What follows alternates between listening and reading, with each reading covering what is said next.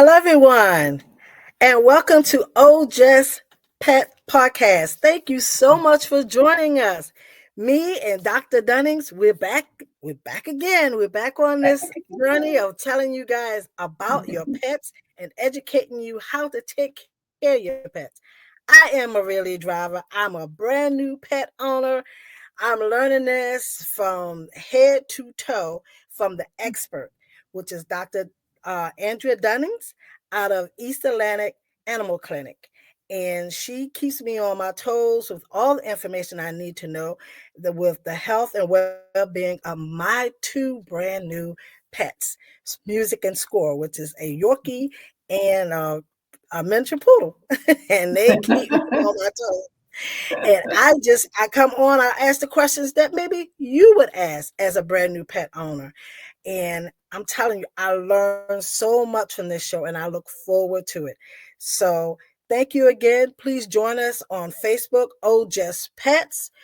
Please visit Dr. Dunning's clinic. Her information on her website is East Atlantic. We have it right here at the bottom, East Atlantic animalclinic.com, and she could actually do a personal consultation with you to help you understand your pet's needs, not their wants. They want a lot, but their needs.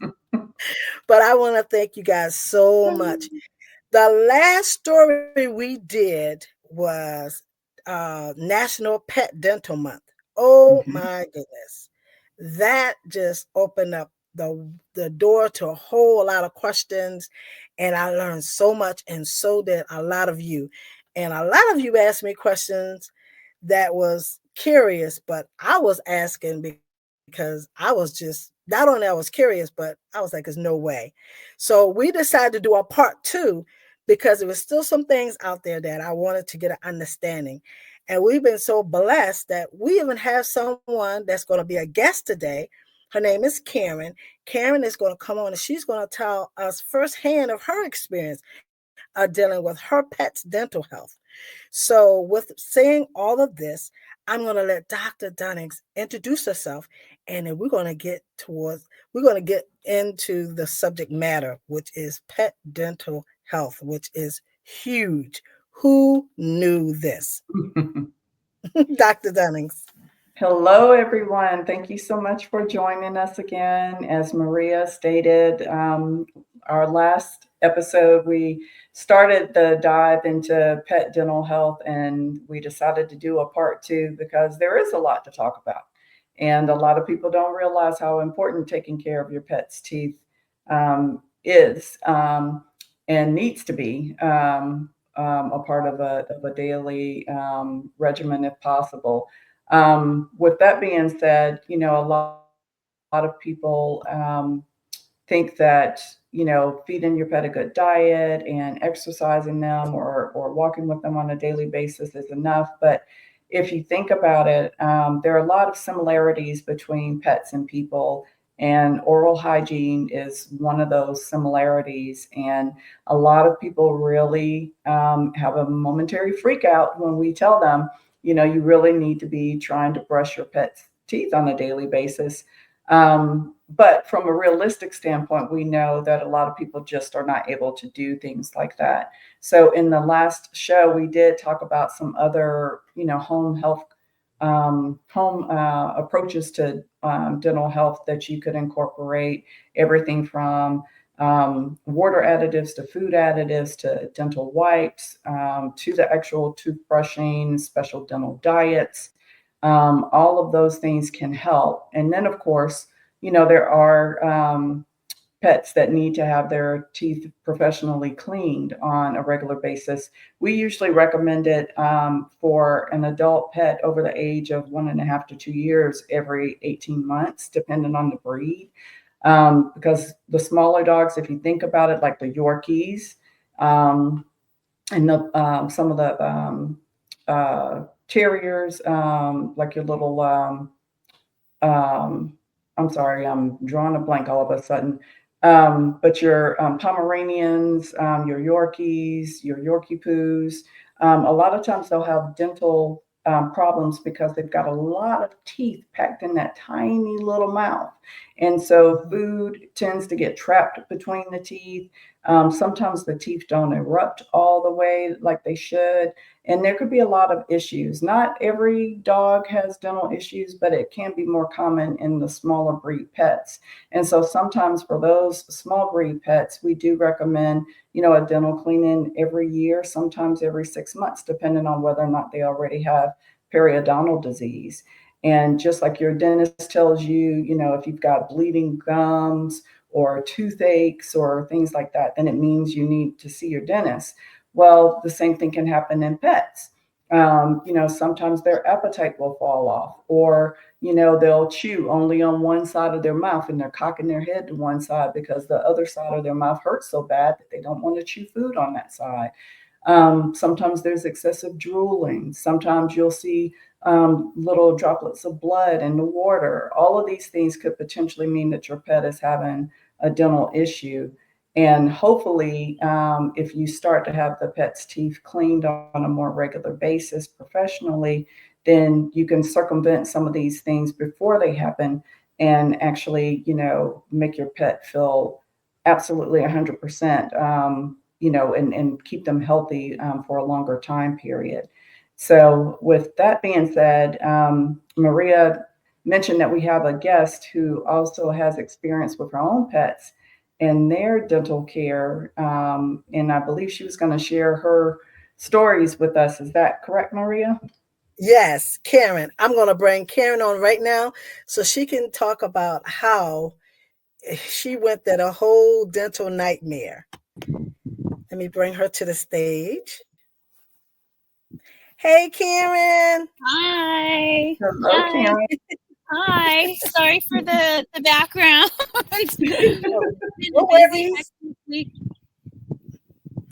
No, I was. Yes, we can hear you. Oh, perfect. When I met you, Karen is the president of a Husky meetup. That's how I met her, through someone else. And I got a chance to experience a whole lot of Huskies. And I was telling her about my podcast. So, like I said, if anybody wants to come on, just all you have to do is reach out to me at ojustpets.com, or you could go to my web to go to the Facebook or Instagram and send out a message, and I'll get back to you. But I was telling her about the dental health and the episode that was going to be showing, I think that following Wednesday.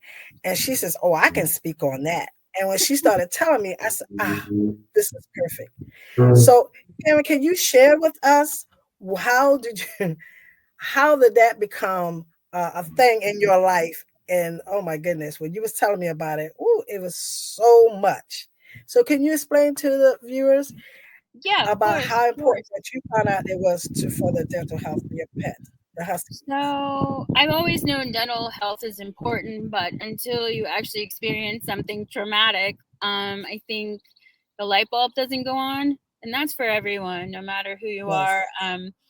And, I rescued dogs, and my dog was a rescue, came from the streets, and she had stuff covering. She was about a year and a half, somewhere between a year and a half and 2, and her teeth were covered in this horrible yellow, hard, like plaque-looking stuff. And for a young dog that age, like that young, that's a lot, right? So I was like, let me try, and I don't know where it's coming from. Later on, we figured it out, but let me see if she eats health.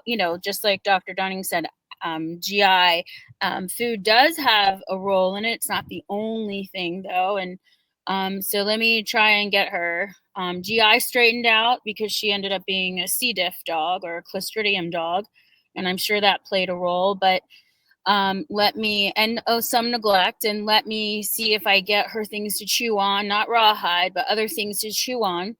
And slowly we were able to get all that off. However, the underlying, what I would have to say was super important was really having her teeth monitored, because just because you get something like that off doesn't mean there's not still upkeep, right? You feel really good and proud about yourself, or, oh, look what I did, I got all of this off of my dog's teeth.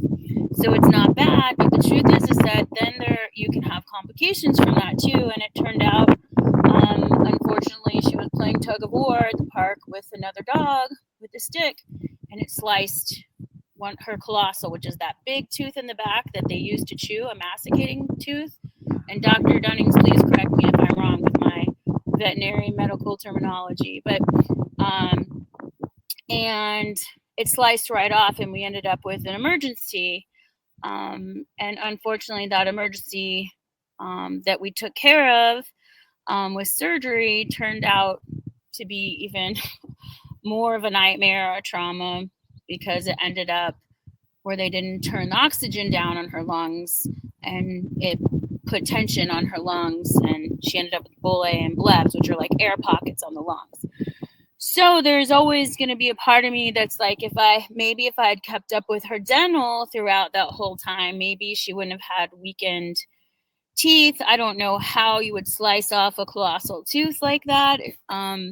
But it's so important. It is diet. I'm always going to say diet because she's a C. diff dog, but it's super important. It's super important, in my opinion, too, that you make sure that your dog has the appropriate chew toys and they don't just get just anything.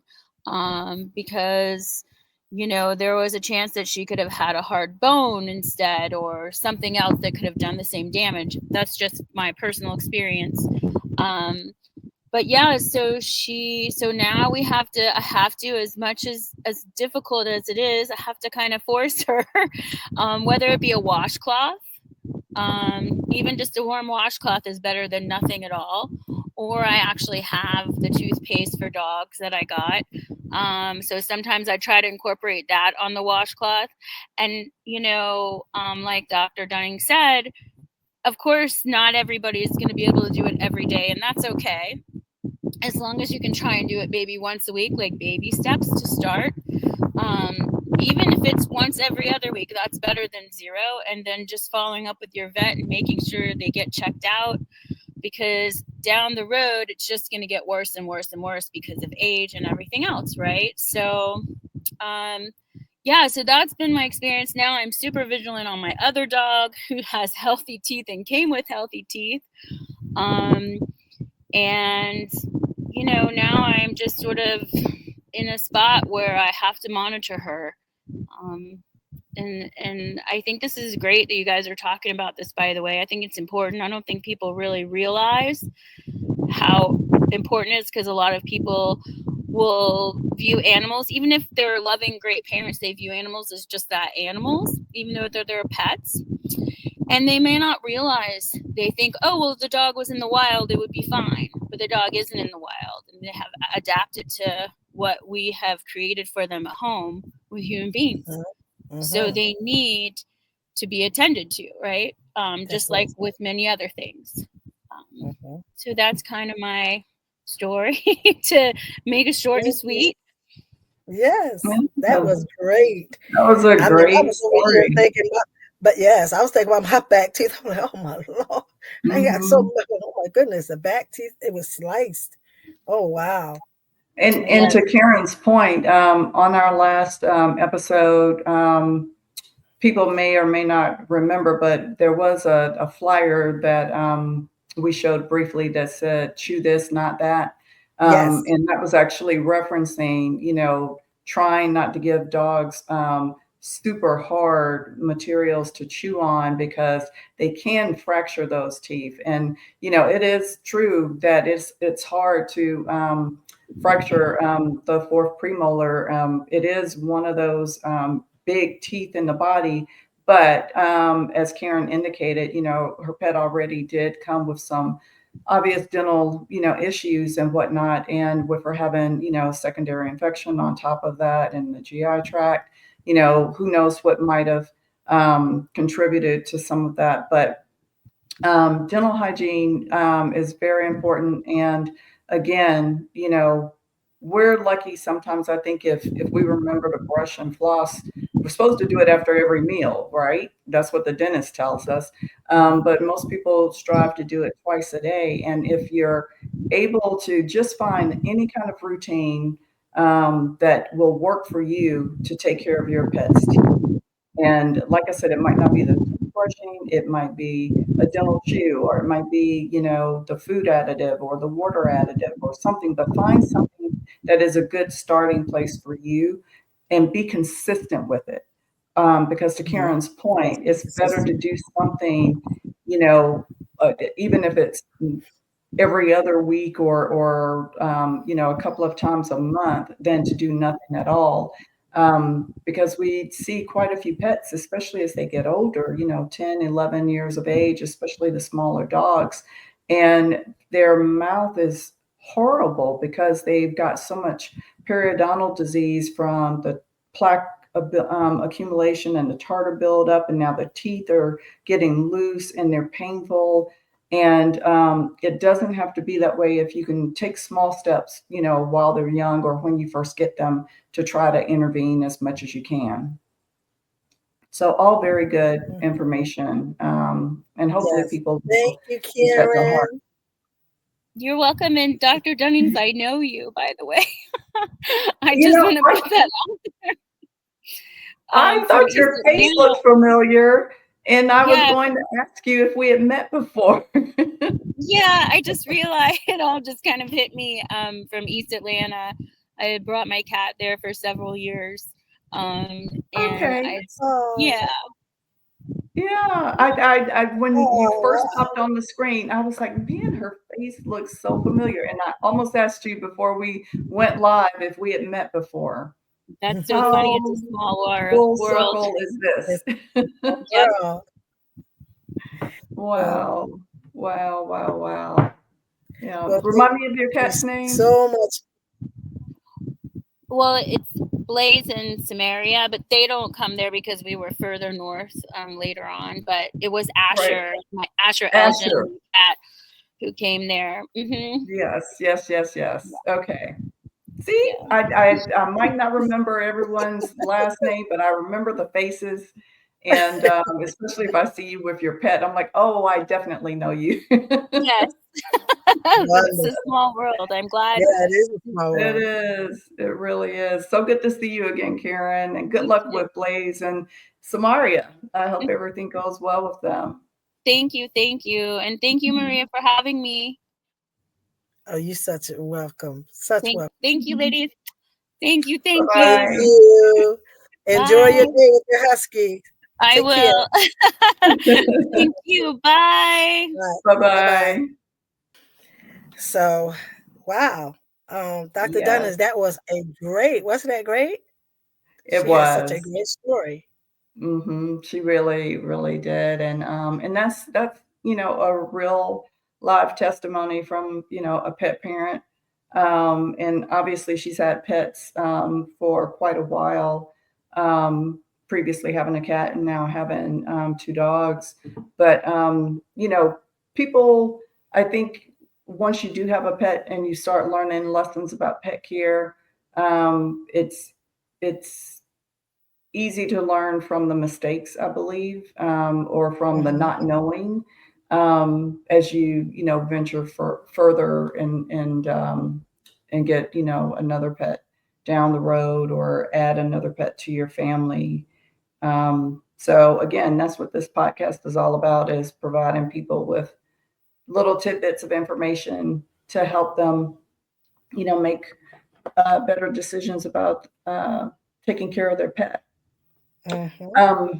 But it's kind of funny that Karen mentioned that her dog had a slab fracture of that 4th carnasial, because once you fracture the tooth in half, that's typically the way that it happens, is you take the side of the tooth, like this is the 4th premolar, right here is one of the larger teeth in the mouth. And a lot of times when it fractures, it's just like it slices a bit of the enamel directly off of it's almost like it shears off. But there are some advanced dental procedures that can be done to help with different conditions. Another important tooth in the mouth is the canine tooth. pets have got 4 of these, one upper and lower on both sides of the mouth. And sometimes if that tooth gets fractured, you can potentially have a root canal and a cap put on it. And No. Wait a minute. Wait. Did you say, wait. This is why we had to do a part 2. Correct. Did you say a root canal? The dog Yeah. can have a root canal and Root a cat. canal. What? Yes. And it's I funny. I don't know why I thought this. This is but I'm gonna tell you, I thought this. When a dog loses, because I've never seen a dog without teeth. All the dogs I've seen in my life had teeth. So I'm thinking if he loses it, then it's gonna grow back. So you telling me the dog can lose the tooth and it doesn't grow back? Well, you have to remember, when puppies and kittens are born, they come with their baby teeth, just like we do. And just like we do, as you get to that toddler age, your baby teeth fall out and make way for your permanent teeth. But once your permanent teeth come in, that's it. There are no more teeth to replace it. So in an adult dog, to lose a major tooth like the canine or the 4th premolar at an early age, a lot of time veterinary dentists will do what they can to try to save that tooth because they are important. And it just so happens that one of my husky patients, this was years ago, had a fracture of the canine and the pulp was exposed, meaning that, the root of the tooth was exposed. So anytime the pet drank or ate, it was painful because you have that open root right there. I don't know if you've ever had a tooth that was infected, as they call it, but it's typically you've got some kind of problem with your root. And the owner, the husky was 3, I believe. And the owner was like, well, is there anything I can do? And I said, well, the only thing we can do is to extract the tooth because we don't have that extra, expertise to do any advanced, dental treatments. But there are veterinary dentists who specialize in dental work just for pets. And she took her pet to one and got a root canal, and the pet has a silver cap on their canine tooth. So I would know. God, please forgive me. Wait a minute. I don't mean to laugh, but I would not know if somebody dog came up to me and I was like, "Hey, how are you?" And the dog smiled and it had a silver or gold plate. I probably would fall out like, "Is this a joke? Like, what you the Snoop Dogg? What happened? Like, what's up?" Oh, I don't even know if I can take that. No, So it is they not can a joke. It is not a joke. And unlike go ahead. I have nothing. I have no words.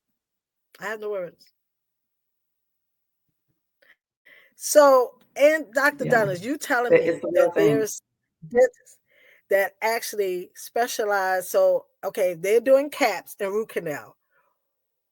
Are they doing replacements? Can they go in and do partial replacements just like we can get a partial replacement? Are they doing that as well? Now that I don't know about. We've not had anyone ask if there was a way to, have any sort of bridge or partial bridge put in. So I don't want to say no when someone might be experimenting with that because, things happen all across the nation in veterinary dental offices that we oftentimes don't find out about. But one of the other big things that is pretty widely known is that for those pets that have a lot of extra teeth or the teeth are coming in crooked, like in your Pekingese and sometimes your Yorkies, because they've got so many teeth in a small space and the teeth are crowding. A lot of times they'll come in crooked or there'll be gaps or whatever where the bottom teeth are supposed to line up with the top teeth in perfect alignment. Braces are typically braces. Braces, yeah. Braces. Yeah. The dog can get braces. Dogs can get braces. Yes. So, yeah, What? it can The dog, happen. wait a minute. I pray to God in this lifetime, I never run up on, I wouldn't even know what to do. I don't know if I would to laugh or to cry or to run. That is crazy. The dog can have braces just like humans? Yes. Yes. They can have braces. So I actually have, I think, a picture of one. Now, this right here, my eyes have only seen this today. I've never, you going to show a picture.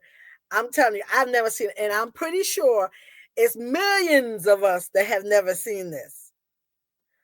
Oh my Well, goodness. I think it's probably one of those things that people just have never really thought about it. Just like people don't know that, there's veterinary ophthalmologists and veterinary surgeons and veterinary orthopedists. I mean, you can now specialize in a lot of different areas of vet med that previously, your general practitioner like myself, we had to learn all that in vet school, because there wasn't a lot of opportunity to specialize in specific areas of medicine. But because pets have become so popular and they're so numerous, it's a great help to the general practitioner to be able to refer those complicated cases to the specialist, because they're going to do a better job and they're going to do it quicker. And the pet's going to have probably a better result with someone who's, trained specifically in doing these specific procedures. But let me just quickly show you this picture. And these are a couple of pictures of pets with braces, but this one is actually from Advanced Animal Dentistry. So this particular pet, the problem was that the pet's tooth was it wasn't hitting in the right space between the upper canine and the last incisor. And so they actually went in and they put a little, I don't know what you call this, but they put a little material here and then attached it to the back upper fourth premolar. And what they're trying to do is they're trying to widen the space here so that the bottom canine tooth can sit up in this space the way that it's supposed to. So that's one example. And then you can see they also have other things on here for like pets with bite abnormalities, root canal therapy. That's what I was just telling you about. Restoratives. I mean, there's so maybe the restoratives might be the partials. They have a restorative. Maybe that's what the partials is. Maybe it could be. I mean, wow. Yeah, it could be. And then you see this dog here with braces on the incisors. You can't make this stuff up. This is crazy. This is absolutely crazy. Well, Dr. Dennis, I'm glad we had a chance to come back and do a part 2, because when I started sharing this with some people, they were like, it's no way. I said, yes, way. There's a way. And she's going to be talking about the next podcast. So for those of you who are watching this tonight, I'm here to tell you it's a way. It is real. It is real. You don't heard not from the professional, but you also heard from the young lady who came on and say what actually happened to her dog. And, she didn't say, we didn't get to the part of how expensive it was, but just the hurt was expensive to me. I can't imagine splitting my enamel like that. Like she said, it was just sliced. So that right there was just painful all by itself. And at that point, she wouldn't even think about the financial part. She just wanted her pet to have comfort. So kudos to her for doing that. But I just want to thank you guys so much. Dr. Dennis, we always have such a good time. You have so much information to share. We always, we run out of time because we always got it's always something that leads up to another question. But I want to thank everybody tonight who is viewing. Thank you so much. And again, Karen, I want to thank you for sharing your story.